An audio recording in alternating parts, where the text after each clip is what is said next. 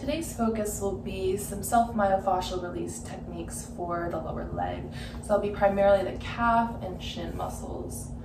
The tools that we're going to be using are a foam roller, a tennis ball, and a yoga block. But if you don't have any of those, we'll also use a technique that doesn't require any tools. Now, before we get started with that deeper work, it's nice to have the muscles a little bit warmed up. So this can be taking a warm shower or bath, or if you do this right after exercising, the muscles have already been working and are more warmed up, that's a great time to do it. If you haven't done any of those things, then you can also just use some friction and warm the muscles yourself. Just getting all aspects of the muscle warming up through the skin layer and the more superficial tissues, just to make the work a little bit easier and a little less intense, and just ease your body into it. So spending about a minute there to warm things up. And then we'll start off with the foam roller. So we're going to place the foam roller as high up the calf as you can get it, right between the hamstrings and calves, and then you'll sit back down.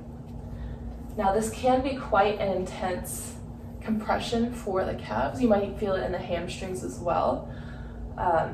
So if it's feeling like a lot, you can adjust how much weight you place down by leaning more forward. The further back you sink into it, the more intense it's going to be. Options, if you don't have a foam roller, or if this is too intense, you can roll up a yoga mat and use that instead. You can roll up a towel, roll up a blanket, and those might be some options that you'll use if this is too intense and you want to ease into it a little more, or if you don't have access to a foam roller.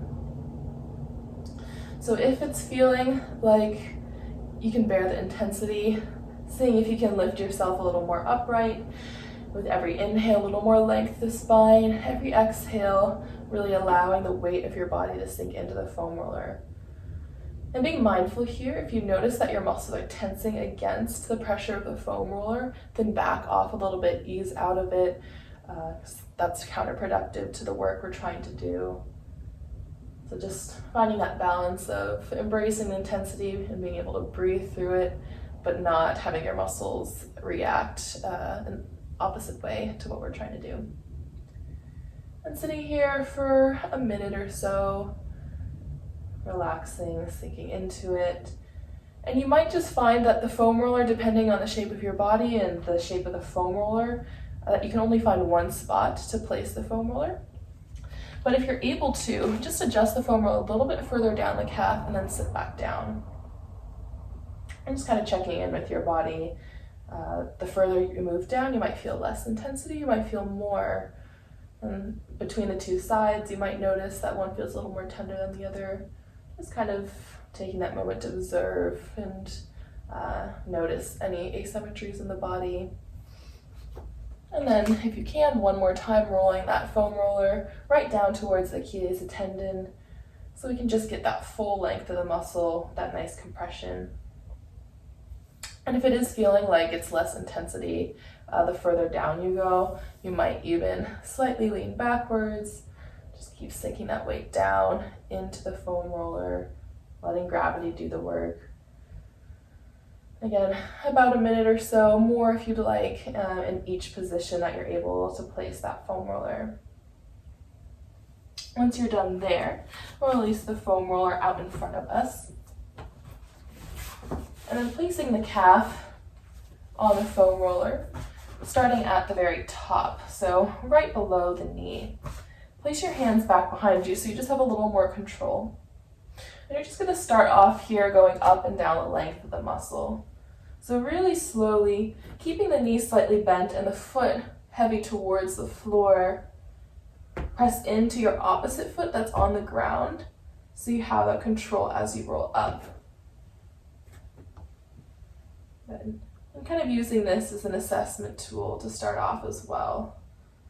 Just noticing as you go down the length of the muscle where you start to feel more of that intensity, more of the adhesions, and just more tension in the muscle itself.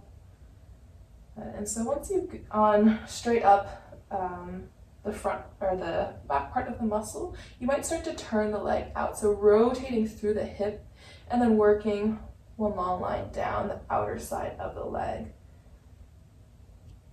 And just notice, again, as you go slowly up and down, what points of the muscle you start to feel some restriction, a little more tightness, a little more sensation. And if you do find a place like that, pause for a moment, and you might just go slightly up and slightly down there. Just very small movements. It's important with foam rolling to go slowly, so again, we don't tense the muscles in resistance to the foam roller. You want to see if you can allow the muscles to really be soft and keep kind of relaxing that foot, keeping the weight of gravity, giving you some assistance to do deeper work. And you might just stay a little bit up and down, a little up and down, or you might start to rotate the legs slightly in and out. So this is the motion that I'm doing, but very small, just kind of focusing on the area that I'm feeling the tension. Little movement up and down, in and out. Good. And if you really want to get a little more into the peroneals, these muscles on the outer side of the leg, or even into the muscles more towards the front, towards the shin, you can rotate your whole body a little more to the side and then work that way. And again, going slow. You might notice that you feel more tension higher up where the muscle attachments are. The muscle attaches to the bone tends to be higher concentration of where you're going to feel that more intense sensation. Good. And then after you've gotten that whole outside part of the leg, then you might rotate your leg inwards. Maybe shift your body a little more inwards and then roll that inside part of the muscle. Again, if you feel like when you're rolling you don't feel much going on, much intensity and sensation, then maybe you don't have to spend as much time there. Just keep checking in with the body, build that awareness. Good. And then from there, we're going to continue with this kind of side-to-side action, but just keep rotating the hip in and out. And just going down the length of the leg while maintaining this rotation side to side. Again, trying to keep that foot nice and heavy, use the weight of gravity. So moving slowly, moving up the leg, continuing that side-to-side motion. And we're just trying to move past those more superficial muscles as we go side to side and move up and down, getting a little bit deeper. Good. And staying here as long as you'd like.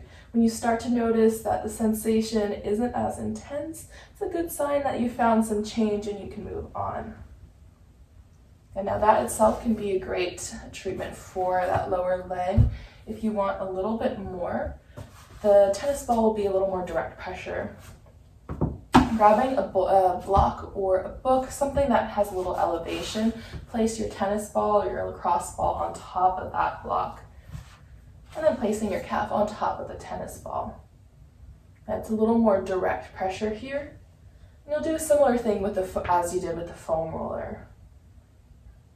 Just kind of sinking in, starting more towards the middle of the muscle, and then just kind of moving the foot around, or moving the leg around a little side to side, a little up and down, noticing where you find the tension. Once you find that tension, you might just hold, breathe into it, allow the muscles to relax, to give way, and then add just tiny, tiny motion to break up any adhesions. And again, this is just another tool you can use. It's doing similar things to the foam roller, a little more direct, especially if you feel like there's a very specific point that needs to get worked out. It's great to use through the tennis ball. It can be a little bit harder to get lower towards the Achilles. It works a little bit better with the tennis ball for the bigger bellies of the muscle. So just playing around there. You can use, again, that kind of in and out. But again, with all of it, the most important thing is not to have the muscles tense against the resistance. And then from there, To get a little more into the anterior, the front part of your shin muscles, you can use the foam roller. I find that the foam rolling can be a little bit hard for the shin. You have to come up either onto your palms or making fists, and rather than going right onto the bone, we want to slide lateral, so to the outside of the bone. So there's not as much muscle tissue here, but you should still feel that there's a little bit of softness here versus the direct density of the bone. If you slide off just to the outside, we want to aim there as we foam roll. So shifting your hips off to the side just a bit so you can hit that lateral side. You might just start with a straight compression down. As the muscles start to soften, to release, slowly moving down the length of the shin.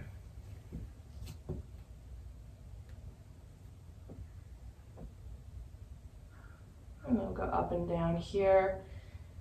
Can't really do as much of a side-to-side motion because then you're going to hit onto that bone.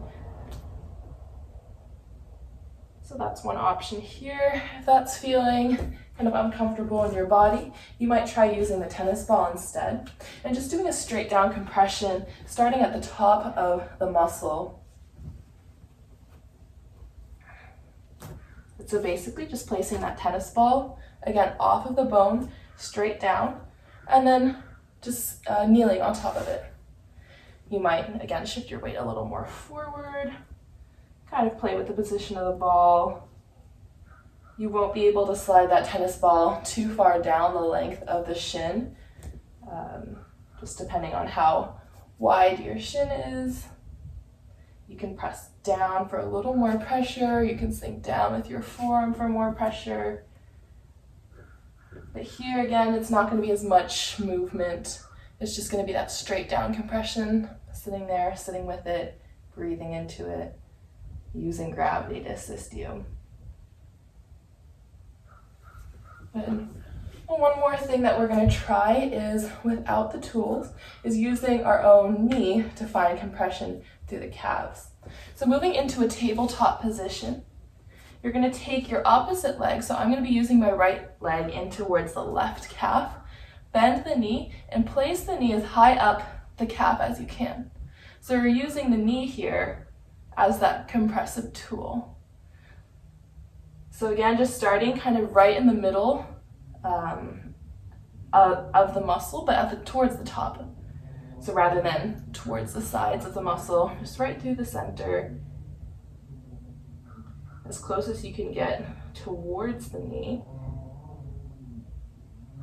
And then just starting off slow. You can play around with bending, extending the leg that's doing the work. You can play with rotation with the leg that's doing the work. So rotating the leg in and out. And then with the positioning of your knee, the knee that's in your calf, you might start to slide that knee a little more out to the side as your leg rotates externally. And then you might rotate that leg internally and move the knee a little towards the inside part of the calf. Good, and again, moving slow, checking for any feedback from the muscles that it's resisting, and working your way down the length of the calf. Good, once you reach the bottom, releasing that leg, and you might take a downward facing dog or just press that heel back. It's important after doing this work to show those muscles a new length, give it a little stretch. So again, you can just simply press that leg back. Maybe the knee starts to float off if you want a little more of that length, or take it all the way into downward facing dog. As you're pedaling your feet in downward facing dog, really take the time, rather than just going back and forth, press the heel down. And as you switch sides, bend the knee so you get that stretch, the deeper calf muscles as well. So pressing the heel down towards the floor with that bent knee and with that straight leg.